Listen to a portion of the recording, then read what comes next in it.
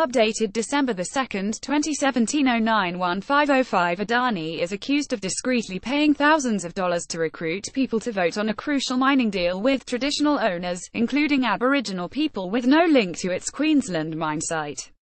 A Wangan Jagalingou WJ representative said he was paid $2,000 by Adani to boost numbers at the meeting, where he said many who were not part of my mob voted on the compensation deal. Another WJ woman said her family of 8 voted against the deal, but the official vote recorded just one person against and 294 people in favor. What's the deal with the Adani deal? Traditional owners need to sign off on a deal for compensation. Adani can't get finance until the deal is done. The deal's divided. The WJ group last year's meeting was to sign off on the deal. A trial next year will decide whether the meeting was legitimate. The claims are made in sworn statements filed in the federal court, ahead of a trial in March to decide whether the meeting legitimately endorsed the Adani deal, which has bitterly divided the WJ. Adani and its supporters in the WJ greeted the overwhelming vote as a ringing endorsement of the Indigenous Land Use Agreement (ILUA), but opponents who boycotted the meeting say it is invalid. Patrick Malone, a WJ representative who supports the deal, rejected the claims about the meeting as nonsense. The WJ's 12-person native title representative group is split down the middle on the mine deal, which was revived last year after traditional owners rejected Adani twice before. Craig Dallin, a fellow representative who has withdrawn his support for Adani, said the meeting on the deal drew about 300 people, or twice the size of any previous meeting of the claim group. I was paid approximately $2,000 by Adani to get people to the meeting. The more people I brought, the more I was paid, he said in an affidavit.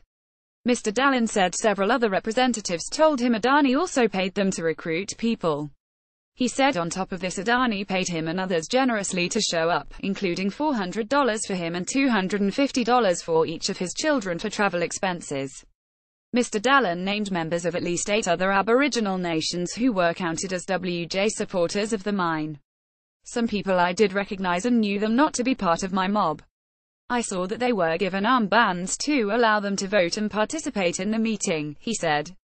Carmel Jimore named her cousin as another WJ representative who was getting paid by Adani for every member of our family who turned up, including 3 who were absent. She also named non-WJ people who should not have been at our meeting. Both said the meeting did not include their usual resolution on who could rightly attend.